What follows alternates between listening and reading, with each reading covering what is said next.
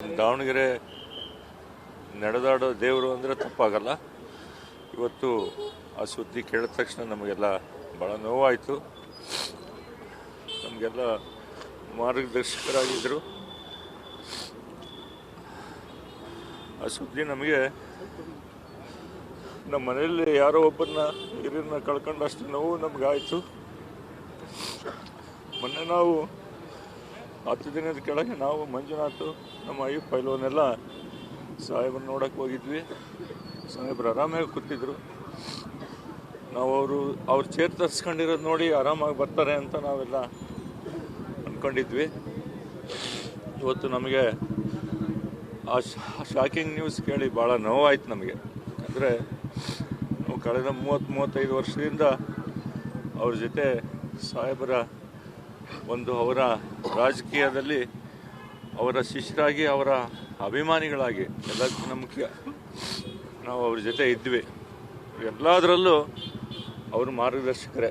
ದಾನ ಧರ್ಮದಿಂದ ಹಿಡಿದು ಅವರು ಸೇವಾ ಮನೋಭಾವ ಇದ್ದಂಥವ್ರು. ಯಾಕಂದರೆ ಅವ್ರ ಸಮಸ್ಯೆಗಳು ಅವರವು ಏನೇ ಇರಲಿ, ಜನರಿಗೋಸ್ಕರ ಅವರು ಭಾಳಷ್ಟು ಕೆಲಸಗಳನ್ನು ಮಾಡ್ತಾ ಬಂದಿರತಕ್ಕಂಥವ್ರು. ಇವತ್ತು ನಮ್ಮ ಜೊತೆ ಇಲ್ಲ. ಅವ್ರ ಆತ್ಮಕ್ಕೆ ಶಾಂತಿ ಸಿಗಲಿ ಅಂತ ಈ ಸಂದರ್ಭದಲ್ಲಿ ನಾವೆಲ್ಲ ಕೇಳ್ಕೊಳ್ತೀವಿ. ನಮಗೆ ಅಲ್ಲಿ ತಿರುಪತಿಯಲ್ಲಿ ಮಾನ್ಯ ಸಚಿವರು ಅವರೆಲ್ಲ ಹೋಗಿದ್ದಾರೆ, ಬರ್ತಾ ಇದ್ದಾರೆ. ನಮಗೆ 6:55 ಹಂಗೆ ವಿಷಯ ಗೊತ್ತಾಯಿತು. ಗೊತ್ತಾದ ತಕ್ಷಣ ನಮಗೆ ಅದು ಆ ನ್ಯೂಸ್ ಕೇಳೋಕ್ಕೆ ಆಗಲಿಲ್ಲ. ನಮಗೆ ಅಷ್ಟು ಇದಾಯಿತು. ನೂರಾರು ಫೋನ್ಗಳು ಬಂದವು ನಮಗೆ. ನಾನು ಇಲ್ಲಪ್ಪ, ಇನ್ನು ಏನು ಆ ಥರ ಏನು ಪ್ರಕಟಣೆ ಆಗಿಲ್ಲ, ದಯಮಾಡಿ ಇದು 2-3 ಸರಿ ಈ ಥರ ಮಾಡಿದ್ದಾರೆ. ಅದು ಪ್ರಕಟಣೆ ಆದಾಗೆ ಅವ್ರ ಫ್ಯಾಮಿಲಿ ಪ್ರಕಟಣೆ ಮಾಡಿದಾಗ ಅದು ಫೈನಲ್ ಅಂತ ಕಂಡಿದ್ದು. ಅದು 7-1 ನಿಮಿಷಕ್ಕೆ ಎಲ್ಲ ದೃಶ್ಯ ಮಾಧ್ಯಮಗಳಲ್ಲಿ ಬಂತು, ಗೊತ್ತಾಯಿತು. ಅವರ ಆತ್ಮಕ್ಕೆ ಶಾಂತಿ ಸಿಗಲಿ ಅನ್ನೋದೊಂದು ನಾವು ಹೇಳ್ಬೋದು. ಭಾಳಷ್ಟು ನೋವಾಗಿದೆ, ಭಾಳಷ್ಟು ದುಃಖ ಆಗಿದೆ.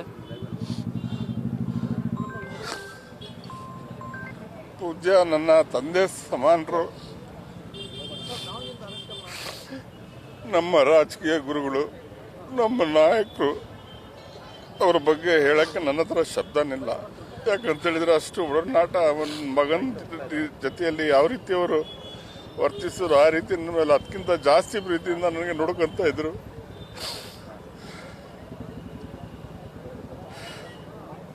ಅವ್ರ ಬಗ್ಗೆ ಏನು ಹೇಳಿದ್ರು ಕಡಿಮೆ ಇದೆ.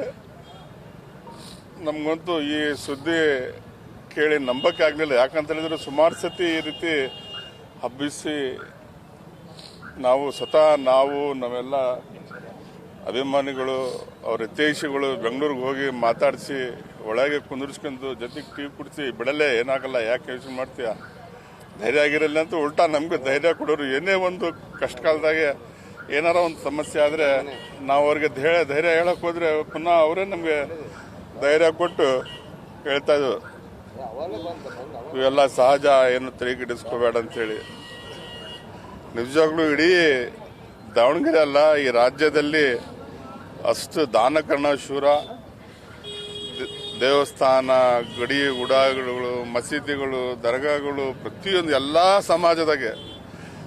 ಸಮಾಜದವರ ಜೊತೆಗೆ ಭಾಳ ಹೊಂದಾಣಿಕೆಯಿಂದ, ಭಾಳ ಪ್ರೀತಿ ವಿಶ್ವಾಸದಿಂದ ಒಂದು ಯುಗದ ಪುರುಷ ಅನ್ನೋದು ಹೇಳಿದರೆ ತಪ್ಪಾಗಲಾರದು. ಅದು ಈ ಸುದ್ದಿ ಕೇಳಿ ನಮ್ಮ ಮನಸ್ಸಿಗೆ ಭಾಳ ಬೇಸರ ಆಗಿದೆ. ದೇವರವರಿಗೆ ಆತ್ಮಕ್ಕೆ ಶಾಂತಿ ಕೊಟ್ಟು ಸರ್ಗೋಕೊಳ್ಳಿ ಅಂತ ಹೇಳಿ. ದಾವಣಗೆರೆಯ ಕಿರೀಟ ಇವತ್ತು ಕಳಿಸ್ಕೊಂಡಿದೆ. ನಮಗೆ ಮಾರ್ಗದರ್ಶಕರಾಗಿದ್ದರು. ರಾಜಕೀಯದಾಗಲ್ಲ, ಎಲ್ಲ ವಿಷಯದಾಗೂ ಅವರು ನಮಗೆ ಮಾರ್ಗದರ್ಶಕರಾಗಿದ್ದರು. ಶಾಮನೂರು ಶಿವಶಂಕರಪ್ಪಾಜಿ ಇವತ್ತು ನಾವು ಕಳ್ಕೊಂಡಿದ್ದೀವಿ. ನಾನು ದಾವಣಗೆರೆ ಜನತೆಗೆ ಕೇಳ್ಕೊಳೋದು ಇಷ್ಟೇ, ಯಾರೂ ಇದಕ್ಕೆ ಎದುರದಲ್ಲೇ ಅಂತಂದರೆ ಯಾರೂ ಗಲಾಟೆ ಮಾಡದಲ್ಲೇ ಸುಮ್ಮನೆ ಶಾಂತಿಯುತವಾಗಿ ಬಂದು, ಇನ್ನೂ ನಾಳೆ ಮೋಸ್ಟ್ಲಿ ಇನ್ನೂ ಏನು ಡಿಸಿಷನ್ ಆಗಿಲ್ಲ, ಯಾವಾಗ ಬರುತ್ತೆ ಅಂತ, ಯಾವತ್ತು ಕರ್ಕೊಂಬರ್ತಾರೆ ಅಂತಂದು ನಾಳೆ ಗೊತ್ತಾಗಿ ಮೇಲೆ ಮೀಡಿಯಾದಾಗ ಬರುತ್ತೆ. ದಾವಣಗೆರೆ ಜನತೆ ಶಾಂತಿಯುತವಾಗಿ ಇರಬೇಕು ಅಂತ ಈ ಸಂದರ್ಭ ನಾನು ಕೇಳ್ಕೊಂತೀನಿ. ಸಾಕಷ್ಟು ಅಭಿಮಾನಿಗಳನ್ನು ಅವ್ರಿಗೆ ಅಂತಿಮ ದರ್ಶನ ನೋಡಲಿಕ್ಕೆ ಸಾರ್ವಜನಿಕರು ಯಾವ ರೀತಿ ಸಕಲ ಸಿದ್ಧತೆ ಇದು ಅದನ್ನೇ ಈಗ ಸಾಹೇಬರು ಬಂದು ಮಲಣ್ಣವ್ರು ಬರ್ತಾ ಇದ್ದಾರೆ, ಆನ್ ದಿ ವೇ ಇದ್ದಾರೆ. ಅದನ್ನು ಡಿಸ್ಕಷನ್ ಮಾಡ್ತಾ ಇದ್ದೀವಿ.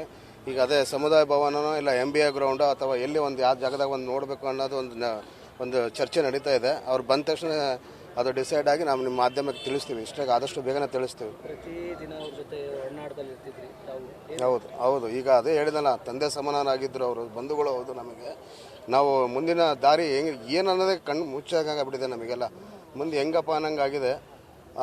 ಆ ಶಕ್ತಿ ನಮಗೆ ಇನ್ನೂ ದೇವ್ರು ಕೊಡಲಿ ಅಂತ ಕೇಳ್ಕೊಂತೀನಿ. ಅವ್ರ ಸಂಸಾರಕ್ಕೂ ಸದಿಗೂ ಅವ್ರು ಕಳ್ಕೊಂಡಿರೋ ಶಕ್ತಿ ದೇವ್ರು ಅವ್ರಿಗೆ ಕೊಡಲಿ ಅಂತ ನಾನು ಈ ಸಂದರ್ಭದಲ್ಲಿ ಕೇಳ್ಕೊತೀನಿ.